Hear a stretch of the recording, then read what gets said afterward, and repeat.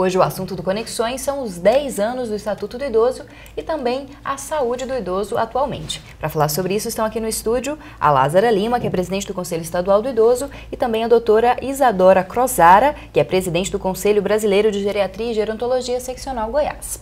Bom, voltando um pouquinho, falando a respeito das políticas públicas, do Estatuto do Idoso, como é que a senhora avalia as políticas públicas no estado de Goiás voltadas para esse idoso? O estado tem se preocupado com o atendimento aos direitos das pessoas na terceira idade?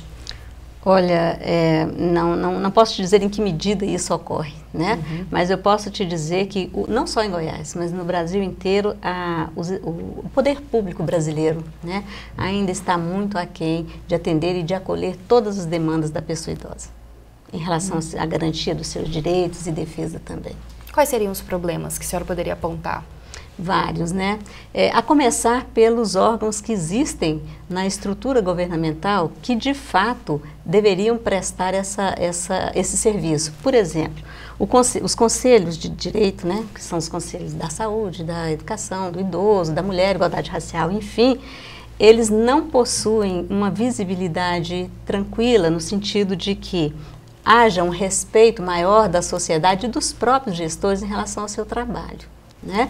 Então, é um espaço que existe, né? Mas não tem dos gestores daquelas políticas públicas, e isso não é privilégio só do Conselho do Idoso, né? O devido reconhecimento.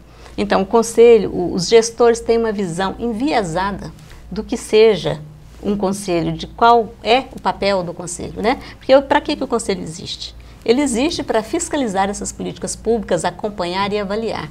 Se o gestor das políticas públicas entendesse o papel do Conselho como um instrumento colaborativo de avaliação daquelas políticas, né, então eles com certeza teriam um olhar melhor, né, um olhar mais profissional, vou assim dizer, para o Conselho. Né? Porque o que ocorre? Ao se avaliar as políticas públicas, é lógico que você vai perceber as lacunas, né? E percebendo as lacunas, o papel do Conselho é identificar algo para que essas lacunas sejam preenchidas. Mas ocorre que o poder público entende que esses órgãos de controle de defesa de direitos, eles são, contrários à sua gestão.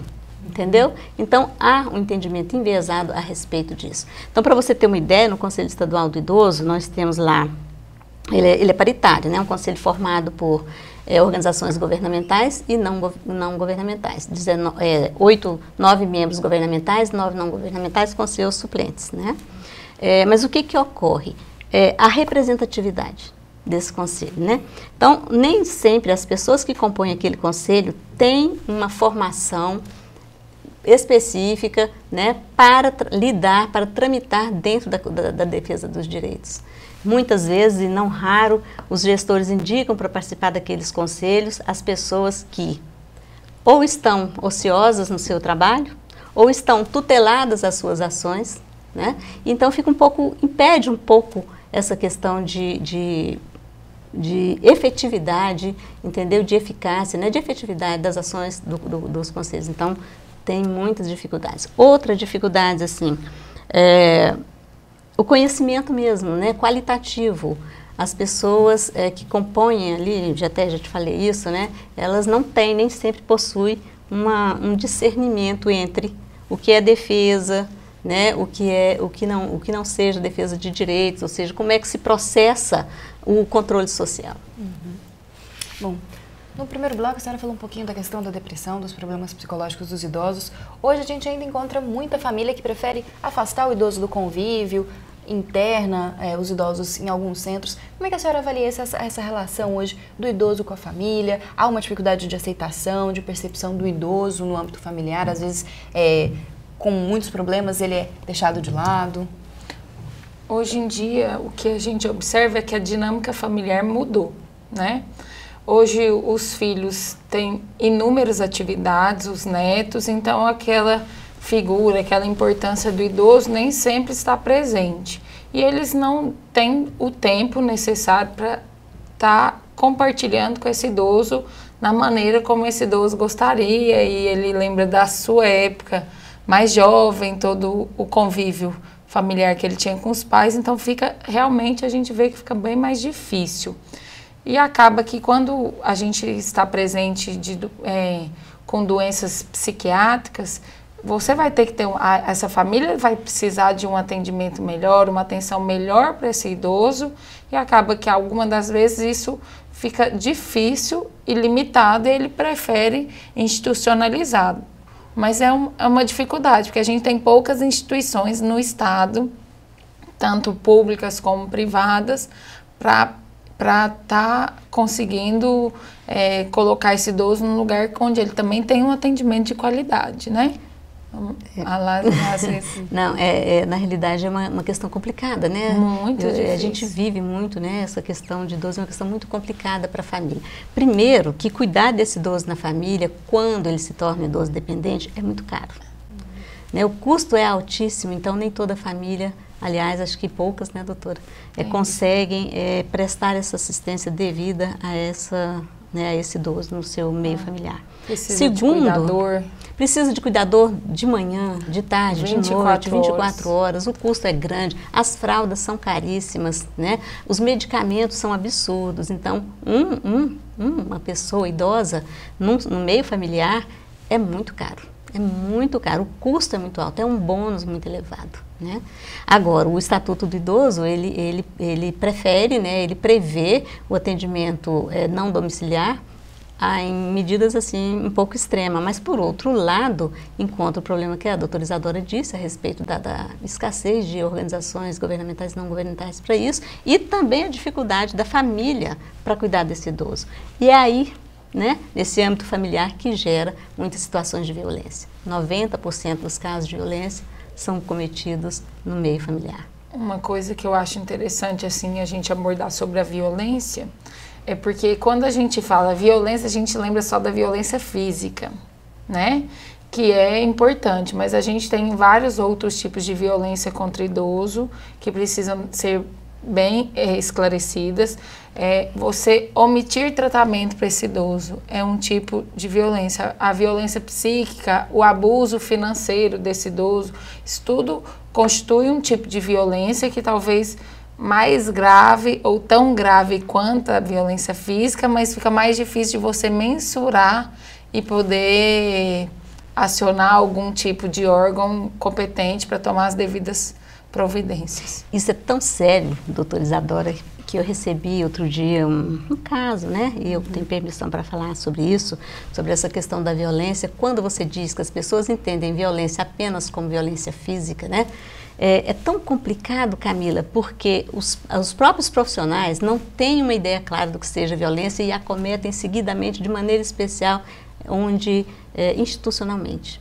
Então, essa família que eu estava te dizendo, ela com um idoso de 85 anos em casa, o médico da família recomendou, ela estava com constipação intestinal, né, doutora? Uma barriga enorme, e a família foi orientada pelo profissional que atendia a esse paciente que procurasse um hospital para que pudesse fazer um procedimento, mas um hospital que tivesse UTI, né? Tá. Aí a família procurou esse hospital, e ali naquela ansiedade, porque você sabe que a família fica muito ansiosa diante de uma situação dessa natureza. A família não tem aquele entendimento médico, a família não tem acolhimento necessário ou importante no serviço de saúde para que pudesse conversar com a família, né? Enfim, aí o que acontece? A família ficava acionando sem parar, seguidamente, o médico da família. O médico da família, por sua vez, se sentia pressionado. Ligava constantemente para o médico especialista daquele hospital que estava em outro procedimento, portanto não podia chegar no horário determinado, né? E quando penso que o médico foi ficando, o profissional foi ficando tão irritado, mas tão irritado, com tantas ligações, com tantas atribuições que ele tinha para fazer, que ao entrar, né, no apartamento que a pessoa se encontrava, da forma que ele chegou, grosseiramente empurrou a porta, entrou e falou: é aqui que é fulano, sem conversar com ninguém, sem nada, chegou perto da pessoa e falou para a família: vocês ficam aqui para vocês assistirem o quanto esse procedimento é bonito. Aí a pessoa estava com um cuidador, a família se retirou, né, e depois resolveu fazer um comunicado, né, porque o que estava ali em jogo, Isadora, não era a questão da competência profissional entendeu? Competência profissional sem discussão, até porque a família não tinha nenhuma possibilidade de discutir a competência profissional. Mas o maltrato, o mau jeito com que esse profissional cuidou dessa família. Aí sabe o que a família fez? A família fez 3 comunicados. Um para o plano de saúde, que disse o seguinte: não, o médico que atendeu não é conveniado pelo plano de saúde. Portanto, não temos nada com isso, não é mais ou menos isso? O hospital fez um comunicado, logo que saiu para o hospital disse, vamos averiguar o caso. E outro para o conselho, né, regional daquela categoria profissional. Um ano depois, exatamente um ano depois, o conselho faz uma carta, oficia, dizendo que o processo fora arquivado, porque foi julgado improcedente a denúncia. Então, pasme, se uma categoria, né, profissional não entende o que é o tipo, que violência for aquela cometida, imagina nós, né, cidadãos comuns.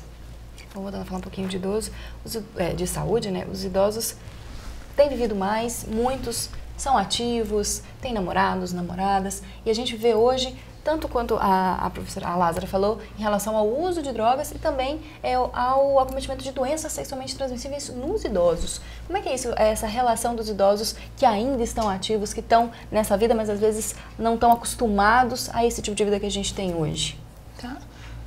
O idoso hoje, ele vive mais, ele utiliza de alguns fármacos, né, algumas drogas, medicamentos que melhoram a potência sexual, então eles têm tido mais relações, e o problema é que ele está tendo relação num momento onde as doenças são muito prevalentes, doenças muito incapacitantes, algumas delas que podem evoluir com a morte, mas a incapacidade é mais importante ainda, né, porque ela perdura, e ele vive com a mentalidade da época que ele era jovem, onde essas doenças não eram prevalentes, então é muito comum ele estar despreocupado com o uso de preservativo, e a gente realmente vê as incidências do HIV, que é a mais preocupante delas para nós, muito presente. Mas a gente tem que lembrar que a gente tem as hepatites que podem ser transmitidas, a sífilis, algumas outras doenças, mas a incidência de idoso hoje com o vírus do HIV é cada vez mais frequente. Falando um pouquinho ainda do idoso ativo, muitos ainda estão no mercado de trabalho. Como é que é esse mercado de trabalho? Ele é receptivo ao idoso? Existem vagas destinadas ao idoso? O estatuto prevê essa destinação? Como é que é? Bom, inclusive eu já tenho 60 anos, me enquadro nessa categoria de idosos e continuo trabalhando, já tenho tempo de aposentar, né? Eu acho que nesse caso falta exatamente o que se prevê no estatuto em relação ao trabalho, que são programas de preparação para a aposentadoria, né, de maneira que esses programas sejam consonantes, né, com o desejo da pessoa que está ali a ser preparada para a aposentadoria, né? Bom, uma das coisas é certa, né? Em qualquer concurso você não pode proibir a pessoa de participar por causa da idade, né? Há uma prioridade se você tiver que escolher entre um empate, a prioridade na vaga seria para a pessoa mais idosa, né? Enfim, eu acho que o idoso ele pode sim ser muito produtivo. Ocorre que a sociedade, infelizmente, o vê como algo descartável, né? Então, quando você completa 60 anos, no meu caso, por exemplo, as pessoas já me perguntam, você não vai aposentar não?